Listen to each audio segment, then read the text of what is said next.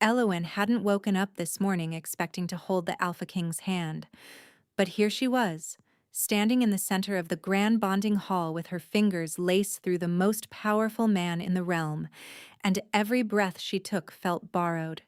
His hand was enormous around hers, warm, steady, like holding a lit furnace. She could feel the calluses on his palm where a sword had lived for years, could feel the controlled restraint in his grip, the way he held her firmly enough to anchor, but gently enough not to break.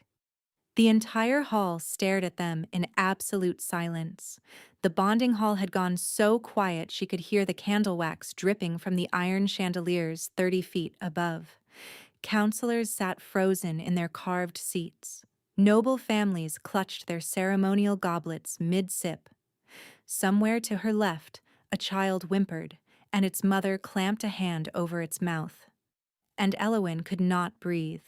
Not because the Alpha King was terrifying, though he was. Thalric Vendara was the kind of man whose shadow entered a room before he did. He stood taller than any wolf she'd ever seen, broad through the chest and shoulders in a way that made the formal ceremonial armor he wore look like it had been forged directly onto his body. His jaw was hard, his cheekbones sharp enough to cut glass, and his dark gold eyes had a weight to them that could pin a person to the floor from across the room. No, Elowen couldn't breathe, because 5 minutes ago, she'd been on the verge of fleeing the hall in humiliation. 5 minutes ago, the man she'd been promised to, the man she'd spent 3 years believing would choose her, had taken another woman's hand instead. Jorvin Murthas, Alpha of the Grey March Pack, her betrothed since she was 19, had looked directly at her across the ceremonial aisle, held her gaze for one agonizing heartbeat, and then turned to Cerys Olvain, the daughter of a noble house with lands and a bloodline and a face that belonged in a portrait. He'd taken Cerys's hand. He'd spoken the bonding words to Cerys. And he'd done it in front of every wolf in attendance who knew Elowen was supposed to be standing where Cerys stood. The silence that followed hadn't been shock. It had been pity. She'd felt it like a wave. Hundreds of eyes shifting to her with that awful, suffocating softness that said everyone knew, and everyone was sorry, and nobody was going to do a single thing about it. Elowen had turned to leave. Her legs were shaking so badly she wasn't sure they'd carry her to the door, but she'd rather collapse in the corridor than cry in front of the entire court. She'd made it 4 steps before everything changed. A hand closed around hers. Not gently, not tentatively. A decisive, deliberate grasp that stopped her mid-stride and sent a jolt through her body so violent she nearly gasped out loud.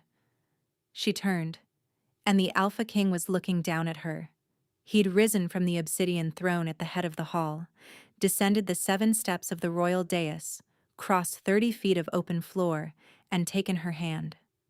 The Alpha King, who hadn't participated in a bonding ceremony in the 6 years of his reign. The Alpha King, who was rumored to have no interest in mates or marriage, or anything softer than war. The Alpha King, who had just watched an entire hall full of wolves bond in pairs without so much as blinking, had left his throne for her. His eyes searched her face. Up close they were devastating, not cold the way she'd always imagined, but burning with something she couldn't name, something urgent. "Stay," he said. One word, low and rough, like it had cost him something to say it. Elowen stared up at him, her tear-blurred vision struggling to make sense of what was happening. Her hand trembled in his, and she watched his grip tighten almost imperceptibly, steadying her. Behind her, the hall held its breath. Somewhere in the stunned silence, she heard Jorvin's sharp intake of air. Good, she thought, and hated herself for thinking it. The king's thumb brushed across her knuckles once, a movement so small no one else could have seen it, and Elowen felt something shift deep inside her, like a lock she didn't know existed had just turned. She looked into his eyes and saw something she hadn't expected. Exhaustion, profound and barely concealed, hiding behind all that power like a wound dressed in armor. He was in pain. She opened her mouth to speak, but Sable Elric, the king's beta, was already moving, crossing the dais with a face carved from stone and eyes that screamed a warning Eloin couldn't decode. "Your Majesty," Sable murmured, low enough that only Eloin could hear. "Are you certain?" The king didn't look away from Eloin. "Yes," he said. Sable's gaze shifted to Eloin, assessing, calculating, and something in the beta's expression softened with what might have been relief. "Then we should move this somewhere private," Sable said, "before the court implodes." 3 hours earlier, Eloin had stood in front of her mirror and told herself today would be fine. The woman staring back at her didn't look convinced. She was plain by court standards, all sharp angles where softness was expected, her dark auburn hair refusing to hold the pins she'd wrestled into it since dawn. Her dress was borrowed, a cream-colored thing with delicate stitching that belonged to Odessa, the castle's head healer, who had 3 inches on her in height and considerably more in the chest. "You look beautiful," Odessa had told her that morning, pinning the fabric tighter at the waist with practiced hands. "Jorvin won't be able to take his eyes off you." Eloin had smiled. She hadn't believed it, but she'd smiled. The bonding ceremony happened once a year in the kingdom of Valdris. It was the formal tradition where promised alphas and their intended mates declared their bond before the court and the crown. Eloin and Jorvin had been promised for 3 years. He was the young alpha of the Grey March pack, ambitious but charming, with a quick smile and hands that were always slightly too warm. She was a temple-raised foundling who worked as a junior archivist in the Royal Records Hall, copying treaties and sorting tax scrolls. By every measure, she was beneath him. She knew it. His family knew it. The entire Grey March pack knew it and had made sure she knew it too. But Jorvin had chosen her anyway, or so he'd said. He'd told her she was different, that bloodlines didn't matter to him, that he saw her, really saw her, and that was enough. She'd believed him because she'd needed to, because when you grow up without a family, without a name worth carrying, without a single person who chose you first, the moment someone says, "I choose you," you hold on with everything you have. So when the hall filled and the ceremony began and the bonding pairs lined up along the great aisle, Eloin had taken her place with her pulse hammering and her borrowed dress slightly too loose at the shoulders, and her heart so full of desperate, terrified hope that it ached. She watched the first 3 pairs bond, watched alphas take their mates' hands and speak the ancient words, watched the hall erupt in cheers each time. Then it was Jorvin's turn. He stepped forward, tall and golden-haired, his ceremonial cloak bearing the Grey March crest. He looked magnificent. Eloin's heart swelled so painfully she pressed a hand to her ribs. He turned, not toward her, toward Sarah Sylvain, standing 4 places to Eloin's right, in a gown of midnight blue that fit like it had been sewn onto her body. Saris, whose father controlled the eastern trade routes. Saris, whose family name opened doors that Eloin didn't even know existed. Jorvin took Saris's hand. The words he spoke were the same ancient bonding vows Eloin had memorized, had whispered to herself in the dark for weeks, imagining this exact moment. Only he was saying them to someone else, and the hall was cheering, and Saris was smiling with the calm certainty of someone who had expected this all along. Eloin stood perfectly still. She didn't cry. She didn't gasp. She didn't make a scene. She simply stood there while the ground opened beneath her feet and swallowed every fragile, stupid hope she'd ever allowed herself to hold. The pity came next. Hundreds of eyes finding her, recognizing her, calculating how quickly to look away. She felt it on her skin like a brand. She turned and walked toward the door. And then the king took her hand, and the world rearranged itself around her. The private chamber Sable led them to was a small antechamber off the main hall, windowless and lined with old tapestries. The moment the door closed, the king released her hand. and Elowyn felt the absence of his touch like a physical blow. She pressed her back against the wall and tried to stop shaking. Sable stood by the door, arms folded, watching the king with an expression Elowyn couldn't read. "Your Majesty," Elowyn managed, her voice thinner than she wanted. "I don't understand what just happened." The king didn't answer immediately. He stood with his back to her, one hand braced against the stone wall, his head slightly bowed. Up close and away from the spectacle, she could see what the armor and the distance had hidden. The rigid set of his shoulders wasn't authority. It was control. The kind of white-knuckled, desperate control that came just before collapse. "What is your name?" he asked without turning around. "Elowyn Thessaly, Your Majesty." "The archivist." She blinked. "You know who I am?" He turned his head, just enough for her to catch the edge of his profile. "You read the treaty amendments to the council last month." Elowyn stared at him. She had. She'd been pulled in as a last-minute substitute when the senior archivist fell ill. She'd been terrified, stammering through 14 pages of territorial clauses in front of the most powerful wolves in Valdris, certain she was going to be sick on the council table. "You remember that?" she asked. The king was quiet for a long moment.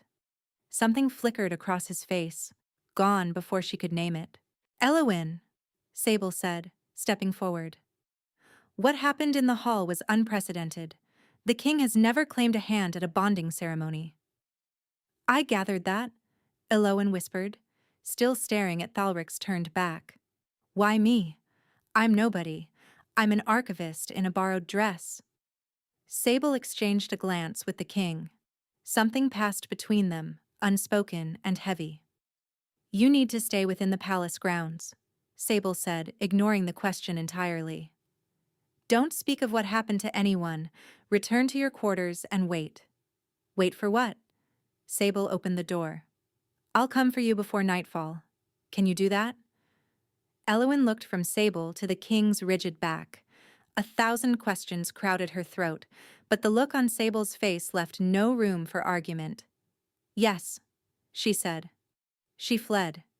She made it to the end of the corridor before the tears finally came, hot and blinding, and she pressed herself into an alcove and sobbed so quietly that no one passing would have heard. Not for Jorvin. Not anymore. But for the terrifying, inexplicable thing that had just happened, and for the look of raw exhaustion she'd seen hiding behind the Alpha King's eyes. Something was very, very wrong with the king, and somehow, impossibly, it now involved her. The waiting was unbearable. Elowyn sat on the edge of her narrow bed in the archivist quarters and stared at the wall. She'd changed out of the borrowed dress and into her work clothes, wool and linen that fit properly and didn't make her feel like a child playing pretend. She'd scrubbed the ceremonial coal from beneath her eyes and unpinned her hair because there was no one left to look pretty for. Then she'd sat down and waited, and her mind had spiraled. A knock on the door made her jump so violently she nearly fell off the bed. Sable stood in the corridor, still in ceremonial dress. "Come with me," she said. No explanation, no preamble. Elowyn followed on unsteady legs. They climbed stairs she'd never been allowed to climb, passed through corridors reserved for nobility, and entered a wing of the palace Elowyn had only ever seen from the outside. Sable stopped at a heavy oak door reinforced with iron and turned to face her. "Before we go in, I need you to understand something." Elowyn swallowed hard. "All right." "The king is unwell." The words landed like stones dropped into still water. "Unwell how?" Elowyn asked. "What I'm about to tell you does not leave this corridor," Sable said. "Not the court, not the nobles, not your pillow when you talk in your sleep." "I don't talk in my sleep," Elowyn said. Sable raised one eyebrow. "Fine, I occasionally talk in my sleep," Elowyn amended, "but I'll keep the secret." Something shifted in Sable's expression, the faintest crack in the composure that might have been approval. "The king hears voices," Sable said. Elowyn blinked. "He hears Voices? Every wolf in Valdris. Every thought, every fear, every grief, every desire. The crown bond connects him to his people. That's how it's supposed to work. A faint awareness, a sense of the kingdom's well-being. But for the king, Sable paused. The connection broke open after the siege at Ashenmoor. What was once a whisper became a roar. He hears everything, all the time, thousands of minds pressing against his at once. He cannot shut it out. Elowen stared at her. That's not possible. That would drive a man mad? Sable finished. Yes, it's been 11 months. The healers have tried every remedy, every ward, every magical suppression they know. Nothing works. He sleeps in fragments. He can barely hold a conversation some days. The court believes he's distant and cold by nature. In truth, he's suffocating under their thoughts and fighting to keep his own. The corridor felt colder suddenly. Why are you telling me this? Elowen whispered. Because when you read those treaty amendments last month, the king was in the middle of an episode. 3 healers were standing by, ready to intervene. Sable held her gaze. When you started reading, Elowen, the voices stopped. Stopped? She repeated. Completely. For the entire 14 minutes you were speaking, the king heard nothing but your voice. No other minds. Just you. Elowen pressed her hand against the stone wall for support. And today, she said slowly, at the ceremony. The hall was full. Hundreds of wolves broadcasting emotion at once. He was losing hold. Sable's jaw tightened. And then you started walking toward the door. When he reached you, when he touched your hand. Silence, Elowen murmured. Silence, Sable confirmed. He wants to see me, Elowen said. It wasn't a question. He doesn't want to ask, Sable corrected gently. He told me to give you the choice. Sit with him, that's all. If it holds, we'll know it wasn't a coincidence. Elowen thought of the exhaustion she'd seen behind his eyes. 11 months of every mind in the kingdom screaming into his skull, and he'd been standing upright through all of it, pretending he wasn't being torn apart from the inside. Open the door, Elowen said. The king's study was larger than her entire quarters. A fire burned low in a stone hearth wide enough to roast an ox. Maps covered one wall, treaties and correspondence another. And behind the desk sat Thalric Vendara with his head in his hands. He didn't look up when the door opened. Elowen saw it immediately, the way his fingers pressed against his temples like he was physically trying to hold his skull together. The shallow, controlled breathing of a man managing agony 1 second at a time. Sable gestured to a chair near the wall. Elowen sat. The fire crackled. The clock on the mantel ticked. The king didn't move. On the 3rd minute, his fingers loosened against his temples. On the 5th, his breathing changed, deeper, less ragged, like a man who'd been holding his breath underwater and had finally broken the surface. By the 7th minute, he raised his head and looked at her. His eyes were glassy with residual pain, but the fracturing tension she'd seen earlier was fading. He looked at her the way a man dying of thirst looks at rain. It's quiet, he said, his voice rough and disbelieving. It's actually quiet. Elowen's throat tightened so painfully she had to look away. Behind them, Sable exhaled slowly and leaned against the doorframe. And in the silence that followed, something shifted between them. Not a bond. Not yet. But the space where one could grow. How long has it been? Elowen asked carefully. Since you last had quiet. The king stared at her. He looked away toward the fire, and in the flickering light, she saw his throat work around a swallow. I don't remember, he said. The words were so soft she almost missed them, and the devastation in them hit her so hard she forgot, for a moment, that he was the king, that she was nobody, that this entire situation was impossible. She just saw a man in unbearable pain who'd finally found a single moment of peace, and she decided, right there, that she would sit in this chair for as long as he needed. Sable must have seen the decision on her face, because the beta straightened, gave Elowyn a look that carried more gratitude than words could hold, and slipped silently from the room. The door closed behind her. And for the first time in 11 months, the Alpha King sat in perfect, merciful quiet. He was asleep within 20 minutes. His head tipped forward gradually, his pen going slack in his hand, his breathing deepening into something slow and steady and utterly peaceful. Elowyn watched it happen, afraid to move, afraid to breathe too loudly, afraid that whatever fragile magic existed between them would shatter if she so much as shifted in her chair. She sat perfectly still and watched the most powerful wolf in Valdris sleep like a child. And the thing that terrified her most wasn't the situation, wasn't the impossibility of it, wasn't even the memory of Jorvin's betrayal still raw and bleeding inside her. It was how much she wanted to stay. A rhythm formed over the following days, quiet and strange and utterly unlike anything Elowyn had ever experienced. Each evening, after the palace settled into its nighttime hush, a guard would appear at her door. No words exchanged, just a nod, and Elowyn would follow him through the corridors she was slowly beginning to memorize, up to the king's private study, where Thalric would be waiting behind his mountain of documents, fighting to hold himself together. She would sit, he would work, and within minutes, the tension would drain from his shoulders like water through open fingers. They didn't speak at first. The quiet between them was the entire point, after all. A literal, medicinal stillness that existed only because she was near. Breaking it felt dangerous, like tapping on glass that was already cracked. So Elowyn brought scrolls from the archive to keep her hands busy.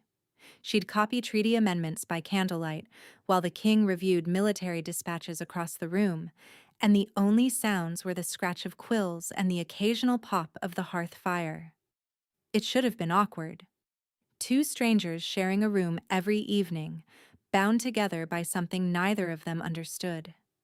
And it was awkward, brutally so, for the first 3 nights. On the 4th night, Elowyn sneezed. It was a spectacular sneeze, the kind that came without warning and sounded like a small animal being startled. She clapped both hands over her face, mortified, ink smearing across her cheek. The king looked up from his dispatches, stared at her, and the corner of his mouth moved.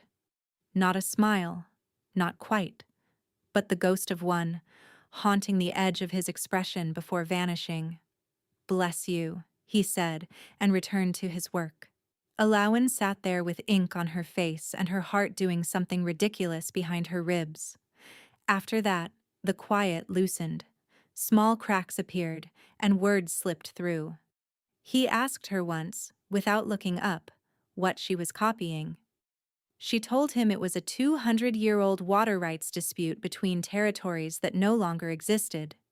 He made a sound that might have been amusement. She told him the original scribe had written furious margin notes insulting both parties, and Thalric actually paused his writing to listen. "Read one," he said. Elowyn cleared her throat and read aloud in her most formal archival voice. "Lord Belmond claims the eastern tributary belongs to his house. Lord Belmond is also a spectacular idiot who couldn't find a river if he fell into one." The king exhaled sharply through his nose. It wasn't a laugh, but it was close. And Elowyn felt a warmth bloom through her that had nothing to do with the fire. She started reading to him after that. Not always the treaty copies. Sometimes passages from histories she found interesting. Sometimes records of old court disputes that were so petty they bordered on comedy. She found herself choosing pieces that might make him react, hunting for the ones that would crack through his composure.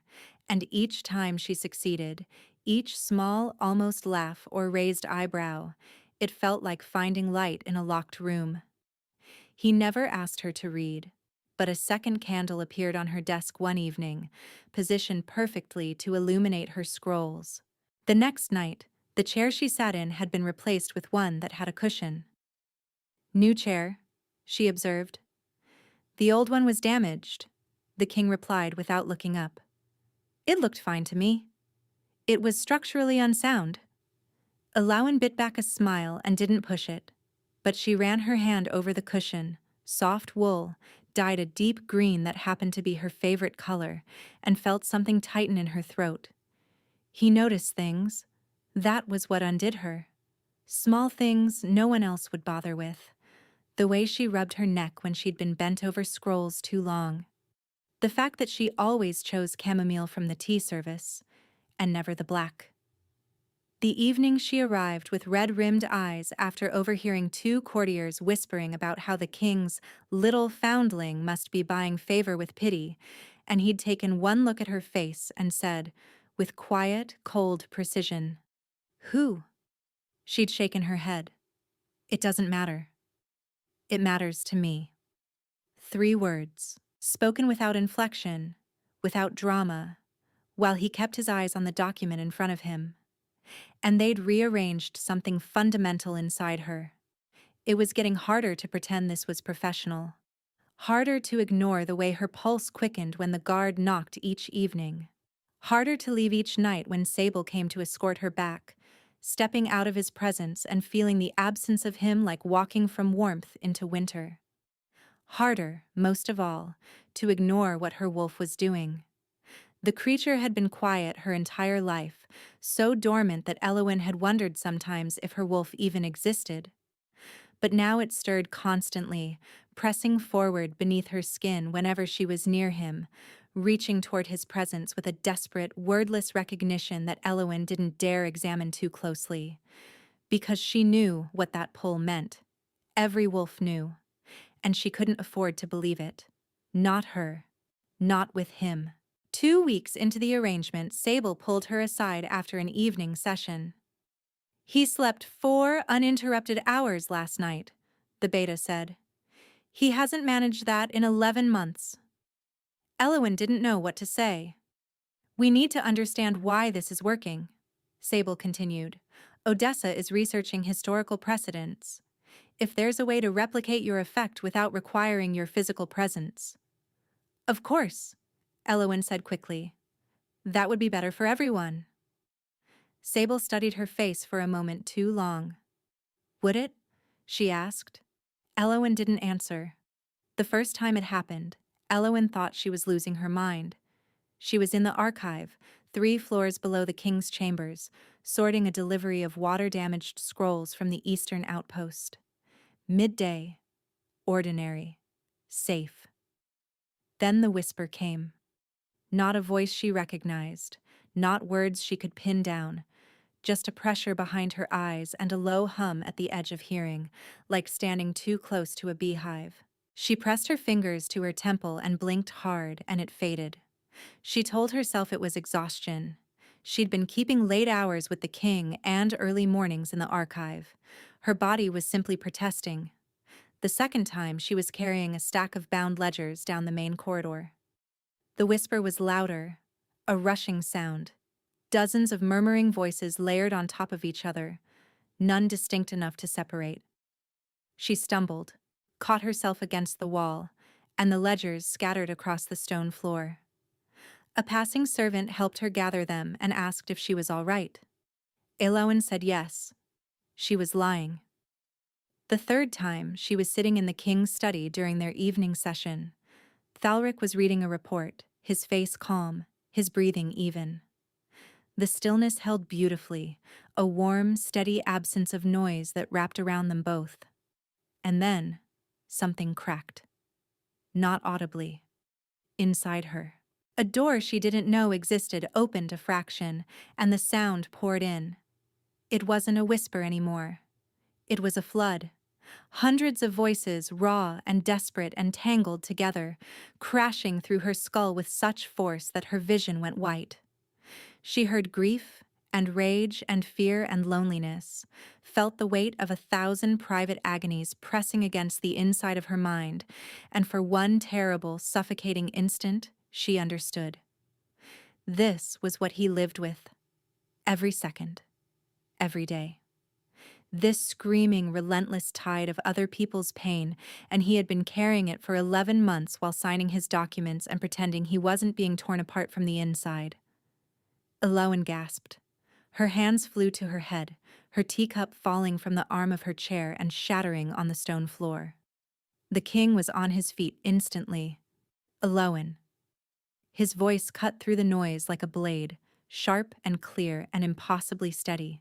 She felt his hands on her shoulders, felt him kneel in front of her chair, and then his palms were cradling her face, tilting it up, forcing her to meet his gaze.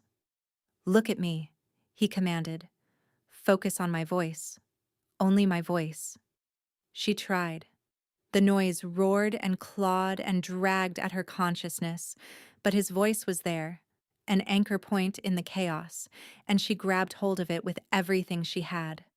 The flood receded, slowly, agonizingly, like a tide being pulled back by force. The voices dimmed to a murmur, then a whisper, then nothing. Quiet returned. Elowen sagged forward and his arms caught her, pulling her against his chest. She could feel his heartbeat, rapid and hard beneath the fabric of his shirt, and his breath against her hair, ragged with barely controlled panic. "You heard them," he said. Not a question. She nodded against his chest, still trembling. His arms tightened around her, and she heard a sound escape his throat, low and anguished, like something inside him was breaking. "This is what I was afraid of," he murmured. Elowen pulled back just enough to see his face. The mask was gone. Every wall, every carefully constructed facade of composure, stripped away. And what remained was raw fear. Not for himself, for her. "How long?" she asked, her voice hoarse. "How long have you carried this?" "Elowen, don't... How long?" He closed his eyes. "Since the siege. Since I ordered the final charge at Ashenmoor and felt 600 wolves in my command die in the space of a single hour. The crown bond shattered open. Every death tore through me, and when it was over, the connection didn't close. It stayed open. It stayed..." He stopped himself, his jaw going rigid. "Loud," Elowen finished. His eyes opened. The look he gave her was so raw, so exposed, that she wanted to weep. "You can't be near me anymore," he said. The words hit her like a physical blow. "What?" "Whatever this is between us, it's opening you to the same thing. If you keep coming here, if this connection deepens, you'll hear them all the time, the way I do." His hands dropped from her face, and the absence of his touch was devastating. "I won't do that to you." "Thalric?" "No." He stood, putting distance between them with a deliberateness that felt like cruelty. This was a mistake. The experiment, the arrangement, all of it. I should never have let it go this far. "You didn't let anything happen," Elowen shot back, rising from the chair on unsteady legs. "I chose to be here. Every night, I chose to walk through that door. And every night, I was selfish enough to let you." The confession stopped her cold. Not because of the words themselves, but because of the shame in them, the self-loathing that burned behind his eyes like a fire eating itself alive. He blamed himself. For needing her. For wanting the peace she gave him. For every evening he'd sat across the room and let himself breathe because she was there. "You think wanting peace makes you selfish?" Elowen whispered. He wouldn't look at her. "I think wanting you makes me dangerous." The room went very still. "Sable will escort you back," he said, his voice flat and final. "The arrangement is over. Thalric, please. It's an order, Elowen." She stared at his back, at the rigid line of his shoulders, at the way his hands were clenched into fists at his sides so tightly his knuckles had gone white. He was holding himself together with nothing but willpower and the desperate conviction that pushing her away was the right thing to do. And she couldn't reach him. Not tonight. Not with that look on his face, the one that said he'd already decided he was the villain in this story, and nothing she said would convince him otherwise. She left without another word. In the corridor, she leaned against the cold stone and felt something fracture inside her. Not break, not yet, but crack, in a way that promised breaking would come. And somewhere behind the closed door, in a room that was no longer still, the king sat alone and let the noise flood back in. 5 days without him, and Elowyn was unraveling. It started small, a persistent headache that settled behind her eyes on the first morning and never quite left, a heaviness in her limbs that made deep breaths feel like labor, a restlessness that drove her from her bed at odd hours to pace the narrow confines of her room until the stone floor numbed her bare feet. By the third day, the headache had evolved into something vicious. Light hurt. Sound hurt. The scratch of her own quill against parchment sent needles through her temples, and she had to stop copying mid-sentence and press her face into her hands until the room stopped spinning. She told herself it was stress, told herself the bond, or whatever she'd imagined it to be, wasn't real enough to cause physical symptoms. Told herself she was mourning the arrangement, not the man, and that the hollow ache beneath her ribs was just the last remnant of Jorvin's betrayal catching up with her. She was lying, and her wolf knew it. The creature paced inside her like a caged thing, frantic and furious and howling at a frequency only Elowyn could feel. It wanted him. It needed him. And its distress bled through into everything: her sleep, her appetite, her ability to hold a coherent thought for longer than 30 seconds. On the 4th day, Odessa found her in the infirmary, sitting on a cot with her head between her knees. "You look terrible," Odessa said, pressing the back of her hand to Elowyn's forehead. "No fever. When did you last eat?" "I'm not hungry." That wasn't the question. Elowyn didn't answer because she genuinely couldn't remember. Odessa studied her with the focused attention of a woman who had spent 30 years reading bodies the way Elowyn read treaties. "Child," Odessa said gently, sitting beside her on the cot. "I know about the arrangement with the king." Elowyn's head jerked up. "Sable told me," Odessa continued, "after the king ended it. She was worried about you." The healer paused. "And about him." "How is he?" The question was out before Elowyn could stop it, desperate and raw. Odessa's expression told her everything. "He hasn't slept since you left. The episodes are getting worse. Yesterday, he collapsed during a council session. Sable managed to pass it off as exhaustion, but the advisors are starting to ask questions." Elowyn pressed her hands over her eyes.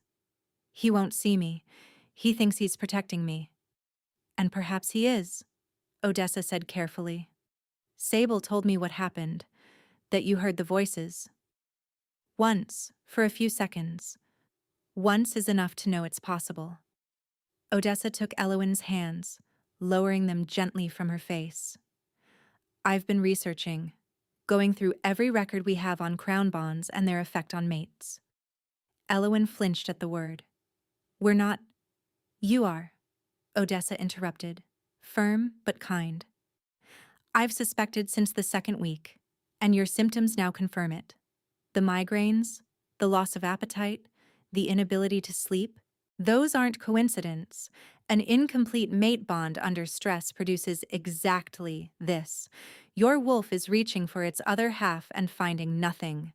The longer the separation continues, the worse it will get." "How much worse?" Odessa didn't answer immediately, and the pause was its own kind of cruelty. "Odessa," Elowyn pressed, her voice cracking. "How much worse?" "The historical records describe a cascade," Odessa said quietly. "Physical deterioration, loss of wolf, and eventually, if the bond is strong enough, and the separation prolonged enough." She didn't finish. She didn't need to. "Does the king know?" Elowyn whispered. "That he's killing you both?" Odessa's voice was uncharacteristically sharp. I suspect he believes he's the only one suffering. He's quite committed to that particular delusion. Elowen stood. The room tilted, and she grabbed the edge of the cot to steady herself. I need to see him. You need to eat something first, Odessa said, catching her arm. And sit back down before you fall. Odessa, sit. Eat. Then we talk strategy. Because storming the Alpha King's chambers while you can barely stand upright is not a plan. It's a collapse with extra steps. Despite everything, a weak laugh escaped Elowen's throat. She sat. She ate, mechanically, barely tasting the bread and broth Odessa pressed into her hands, and while she chewed, Odessa laid out what she'd found. The crown bond was never meant to function this way, the healer explained. It's a symbolic connection, a thread between the king and his people. Something broke at Ashenmoor, tore it wide open. The trauma of losing so many wolves simultaneously forced the bond past its limits. Can it be repaired? Elowen asked. Possibly, but not by suppressing it. Every remedy we've tried has been focused on blocking the noise, building walls. That's been wrong from the beginning. Odessa leaned forward. The crown bond needs an anchor, a stabilizing point, something that can regulate the flow instead of damming it. Me, Elowen said flatly. Your bond with him, specifically. A completed mate bond would give the crown bond something to root through. A filter. Instead of every voice at full volume, he'd feel them the way kings are meant to, as a distant awareness. Manageable, survivable. But the bond isn't complete. No, Odessa agreed, and he won't let it be, because he believes completing it will expose you to the same suffering. The irony was bitter enough to taste. He was destroying them both to save her from a danger that only existed because they were apart. Where is he right now? Elowen asked. Council session? South Wing? Odessa paused. He's been calling them more frequently. I think the work distracts him. Elowen pushed herself to her feet again, steadier this time. The bread was helping, though her head still pulsed with a dull, relentless ache. Elowen, Odessa said. Be careful. He's worse than when you last saw him. He's short-tempered, volatile, barely holding his wolf in check. I know. Do you? Because the man in that council room right now is not the man who left you a cushioned chair and a second candle. Odessa's eyes softened. He's the man underneath all that. The one in pain. The one who thinks he's already lost. The walk to the south wing felt like crossing a continent. Each step cost her more than it should, her wolf howling inside her. She could feel him before she reached the corridor, a distant pull growing stronger with every stride, like a rope tied around her ribs slowly being reeled in. She heard his voice through the heavy doors. Low. Controlled. Giving orders about border defenses, grain distribution, the mundane machinery of a kingdom that didn't know its king was dying from the inside out. Elowen pushed the door open. 12 advisors turned to stare. Sable, standing at the king's right hand, went very still. And Thalric, seated at the head of the long table with maps spread before him and shadows carved beneath his eyes, looked up. The moment their gazes met, Elowen felt it, the bond flaring to life between them, a bright and agonizing thing that surged through her and pulled a soft gasp from her lips. His face went through 3 expressions in rapid succession. Shock, desperate relief, then fury. You shouldn't be here, he said, his voice dangerously low. And you shouldn't be alone, Elowen replied. She took a step forward. Her vision wavered at the edges, gray creeping in. She saw his expression change again, saw the fury dissolve into something raw and terrified as he registered how pale she was, how unsteady on her feet. Elowen, I'm fine, she said, which was a lie, and they both knew it. And the room was tilting sideways, and his face was blurring at the edges, and the last thing she heard before the floor came up to meet her was the crash of his chair, as the Alpha King lunged across the council table to catch her. She didn't hit the ground. Strong arms locked around her, pulling her against a chest that vibrated with a growl so deep it shook the air in her lungs. She felt him lift her, felt him turn on the advisors with a snarl that made 12 powerful wolves stumble backward, and through the haze of her fading consciousness, she heard Sable's voice, sharp and commanding, clearing the room. Then it was just his heartbeat against her ear, fast and desperate and furious, and his voice in her hair, stripped of every pretense of composure. "Don't you dare," he whispered. "Don't you dare leave me in the noise." Elowen closed her eyes and the world went quiet. Elowen opened her eyes to the smell of dried herbs and the low murmur of a fire she didn't recognize. The infirmary. Stone ceiling. Warm blankets tucked too tightly around her legs. And beside her bed, close enough that she could have reached out and touched him. The Alpha King sat with his elbows on his knees and his head bowed, as though he'd been sitting in that position for hours. He hadn't heard her wake. Or maybe he had and couldn't bring himself to look up.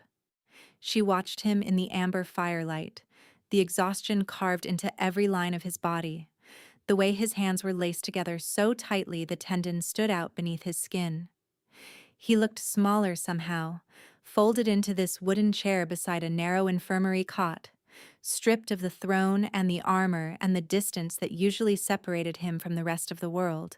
He looked human. He looked broken. "How long was I out?" Elowen asked softly. His head came up so fast she flinched. The relief that flooded his face was staggering, and for a moment, his composure cracked wide open. His hand reached for her, hovering above the blanket like he wanted to touch her but didn't trust himself to. 9 hours, he said, his voice rough and scraped raw. "You've been out for 9 hours. I thought—" He stopped, swallowed, tried again. "Odessa said you'd wake. She promised you'd wake." "And you believed her?" "No." The honesty in it was devastating. "I didn't believe anything until right now." Elowen reached up and took his hovering hand, folding it between both of hers. His fingers were cold. The Alpha King's hands were cold, and that detail broke something inside her. "You carried me here," she said. "I would have torn the palace apart to get you here." He said it without drama, without performance. A simple statement of fact. Like describing the weather. The sky is blue. The sun is warm. I would have destroyed everything to keep you alive. Elowen's eyes burned. "We need to talk about this." "There's nothing to discuss," Thalric said, pulling his hand gently from hers. The withdrawal was careful, controlled, and it cost him visibly. "What happened proves I was right. Being near me is destroying you. Being away from you is what's destroying me." Elowen shot back, pushing herself upright despite the dull ache still pulsing behind her eyes. "Ask Odessa. Ask Sable. Ask anyone who's been watching me deteriorate for 5 days while you sat in your study convincing yourself that suffering alone is the same as being noble." He flinched. Actually flinched. Like she'd struck him.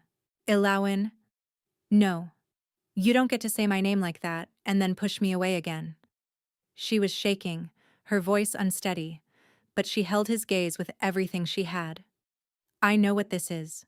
You know what this is? And pretending it doesn't exist isn't protecting me. It's killing us both." The pause that followed was so thick she could feel it against her skin. "I know what it is," Thalric said finally, his voice barely above a whisper. "I've known since the ceremony. Since the moment I touched your hand and the entire world went quiet for the first time in 11 months. He paused, and when he spoke again, each word sounded like it was being pulled from him by force. "You are the only thing in this world that doesn't hurt, and I am terrified of what I'll do to you because of it." Elowen's tears spilled over. She didn't wipe them away. "You left your throne for me," she whispered, "in front of the entire court. You came down from that dais and took my hand when I was the most invisible person in that room. Why? Because you were leaving. His voice cracked on the word. You were walking toward the door and the noise was getting louder, and I knew. I knew if you walked out of that hall, the quiet would go with you, and I couldn't. He pressed his fist against his mouth, fighting for control. I couldn't go back. I wasn't strong enough. That's not weakness, Elowen said fiercely, reaching for him again. That's survival. This time, when she took his hand, he didn't pull away.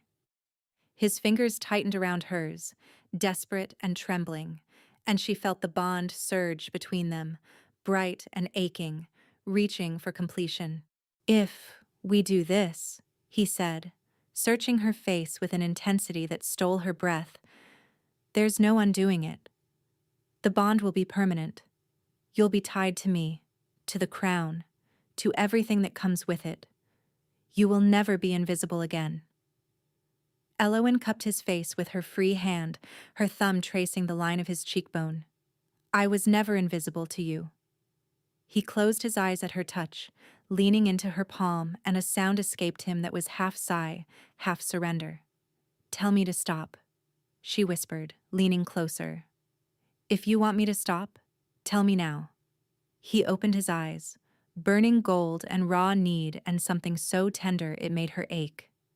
Don't stop, he said. She kissed him. His response was immediate, one hand sliding into her hair, the other pulling her closer with a gentleness that contradicted the desperation she could feel pouring through the bond. He kissed her like she was the answer to a question he'd been asking his entire life, like every moment of peace she'd ever given him had led to this single point. The bond ignited. She felt it snap into place, a thread of gold and warmth and impossible rightness that wound through her and anchored itself somewhere deep and permanent. Through it, she felt him, not just his presence, but his mind, his heart, the vast and overwhelming landscape of who he was, and at the center of it all, surrounded by pain and guilt and the relentless weight of a crown that was consuming him alive, a single point of perfect stillness. Her. She was his silence. Thalric pulled back, breathing hard, and pressed his forehead against hers. I can feel you, he murmured, wonder and terror braided through his voice. Actually feel you, not just the quiet. You. Elowen smiled through her tears. Good. Then you'll know I'm not going anywhere. Behind them, the infirmary door opened a crack. Odessa peered inside, took one look at their faces, and quietly closed the door again. Outside in the corridor, Sable was waiting. Well? She asked. Odessa leaned against the wall and exhaled. They'll be fine, she said. Eventually, but I'm going to need a stronger lock on that door. That night, Elowen slept beside the king for the first time as his bonded mate, not on a chair across the room, not on a pallet at the foot of his bed. Beside him, his arm around her waist, her back pressed against his chest, their breathing synchronized into a single, steady rhythm. The calm was absolute. Through the bond, she could feel it spreading outward from the two of them like ripples on still water, pushing the noise to the edges, holding it at bay. He slept deeply, more deeply than she'd ever seen. His body went heavy and warm and utterly relaxed, the rigid tension that lived in his shoulders finally releasing. Elowen closed her eyes and let the bond pull her under. She woke in a field, not fog, not darkness. An open field under a sky the color of ash, stretching in every direction to a horizon that didn't exist. The grass beneath her bare feet was pale and brittle, crackling with each step, and the air tasted of iron and smoke. This was his mind. She knew it instantly, the way you know you're dreaming even when the dream feels real. The bond had carried her here, past the walls and the stillness, into the place where the crown bond had broken open and never healed. Thalric, she called. The wind carried her voice across the field and brought back echoes, not hers. Others, hundreds of them, layered and overlapping, rising from the grass like heat from scorched earth. She walked forward. The murmuring grew louder with each step, taking shape, becoming distinct. She heard a woman weeping for a son who wouldn't come home, a soldier praying through gritted teeth, a child asking why the world shook. And beneath them all, deeper than the rest, the sound of wolves dying. 600 of them. Elowen pressed her hands over her ears, but the sound wasn't coming from outside. It was in the ground, in the air, in the pale sky above her, woven into the fabric of this place like thread through cloth. This was the wound. The moment the crown bond had shattered open, the moment 600 wolves under his command had died in a single hour, and every death had ripped through him like a blade. She found him at the center, not standing, not kneeling, sitting with his back against a dead tree, his head tipped back, his eyes open and staring at the ash-colored sky. Around him, figures moved, translucent and sorrowful, circling like moths around a dying flame. The dead. They wore the faces of soldiers, young and old, men and women in torn armor with wounds that wept shadow instead of blood. They reached for him as they passed, ghostly fingers brushing his shoulders, his arms, his face, and each touch left a mark, a faint darkening on his skin, like bruises blooming in real time. "They won't leave," Thalric said without looking at her. His voice was flat, emptied of everything. "I've tried. For 11 months I've tried to close the door and they won't leave." Elowen knelt beside him. "Because you won't let them." His eyes found hers, hollow, defeated. "They died under my command. I sent them into that charge. I felt every single one of them go." "I know. You don't know," he said, and the words came out ragged. "You can't know what it feels like to carry 600 deaths and hear them replay every time you close your eyes." "You're right. I can't know." Elowen took his hand. The dead circled closer, their whispers rising, and she felt the pull of their grief like an undertow trying to drag her down. She held on tighter. "But I know you didn't kill them. A war killed them. A war you tried to prevent." "I gave the order." "Because there was no other order to give." Elowen's voice broke, and she let it. "You sent messengers. You offered terms. You exhausted every alternative, and when none of them worked, you made the only choice that was left. That's not murder. That's command. And it's an awful, unbearable weight. But it's not a sin you need to pay for with your sanity." The nearest figure stopped circling. A young soldier, barely more than a boy, with gentle eyes and a wound across his chest that gaped like an open mouth. He looked at Elowen, then at Thalric, and his expression shifted from accusation to something softer. Something almost like forgiveness. "They don't blame you," Elowen whispered, the realization striking her with such force that tears blurred her vision. "Look at them. Really look. They're not angry. They're trapped. You're holding them here because you believe you deserve to suffer, and as long as you believe that, they can't move on, and neither can you."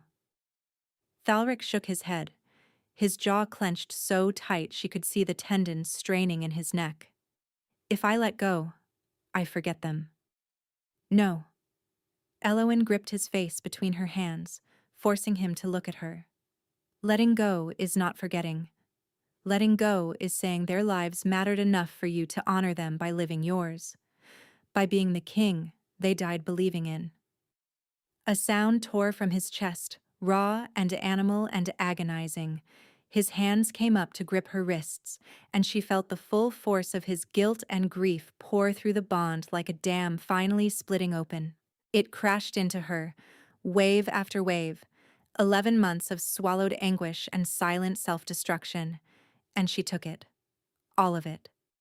She let it wash through her and held on and didn't let go. "I'm sorry," he gasped, and she didn't know if he was speaking to her or to the dead. "I'm sorry I couldn't save all of you. I'm sorry it wasn't enough."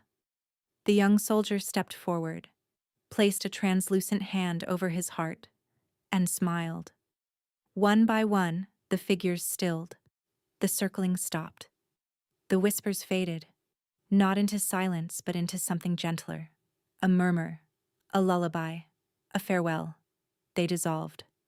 Not violently, not with drama, but softly, like morning mist lifting from a field. Their faces smoothed, their wounds closed. And as they faded, the pale grass beneath Eloin's feet flushed green, spreading outward from where she and Thalric knelt, color returning to a world that had been drained of it for almost a year. The ash-colored sky cracked. Warm light spilled through, golden and clean, and the dead tree behind Thalric's back trembled and, impossibly, slowly, put out a single green leaf. Thalric collapsed forward into her arms. She caught him the way she always would, her hands in his hair, his face pressed against her shoulder, his body shaking with sobs that were 11 months overdue. She held him while the field healed around them, while the sky cleared, while the last of the whispers softened into gratitude and faded into light. "I've got you," she said against his hair. "I've got you. I'm here." The crown bond shuddered and, for the first time since Ashenmoor, began to close. Not completely, not all at once, but the gaping wound narrowed, the flood reduced to a stream, and the stream settled into what it was always meant to be, a king's quiet awareness of his people, steady and manageable, and no longer capable of destroying him. Eloin felt it happen through their mate bond, felt the pressure in his mind ease like a fist slowly unclenching, and the relief was so profound that she wept with him. They woke together in his bed, in the warm darkness of his chambers, curled together beneath sheets that smelled of cedar and salt. Thalric was looking at her. His eyes were clear, luminous in the dying firelight, and for the first time since she'd known him, there was no pain behind them. "It's quiet," he said. And then, softer, with a fragile wonder that made her heart crack open, "It's actually quiet." Eloin smiled through her tears and kissed him. The crown bond didn't heal overnight. Some mornings, Thalric woke with the echo of voices lingering at the edges of his consciousness, ghosts of the flood that had nearly consumed him. On those mornings, Eloin would feel him tense beside her, feel the instinctive surge of panic through their bond, and she would reach for him in the half-light and press her palm flat against his chest until his breathing steadied. "Still here," she would murmur, and the echoes would fade. It took weeks for the court to stop whispering about the foundling archivist who had somehow become the Alpha King's bonded mate. It took months for the whispers to shift from scandal to grudging acceptance, helped considerably by the fact that the king, who had been cold and distant and barely functional for nearly a year, was suddenly present again, sharp and engaged, and ruling with a clarity that startled even his closest advisors. Sable never said, "I told you so," but the look she gave Eloin at the formal bonding announcement carried approximately the same energy. Odessa cried at the ceremony. She denied it afterward. No one believed her, and Jorvan Murthas, alpha of the Grey March Pack, who had chosen a noble name over a foundling's heart, watched from the back of the hall as the woman he'd discarded stood beside the most powerful wolf in the realm and spoke her vows without a tremor in her voice. The king's hand never left hers. Now, months later, Eloin woke slowly in the pale morning light that filtered through the curtains of the king's chambers, their chambers, and listened. Not to silence. The fire crackled softly. Birds called from the courtyard below. Somewhere in the palace, a door closed, and footsteps echoed down a corridor. But in the space between her heartbeat and his, in the golden thread that connected them breath to breath, there was peace. Thalric was still asleep beside her, one arm draped across her waist, his face pressed into her hair, his breathing deep and even and undisturbed. She watched him for a long moment, warmth blooming through her like the single green leaf on a dead tree coming back to life. Then she settled back against his shoulder, closed her eyes, and let the quiet hold them both.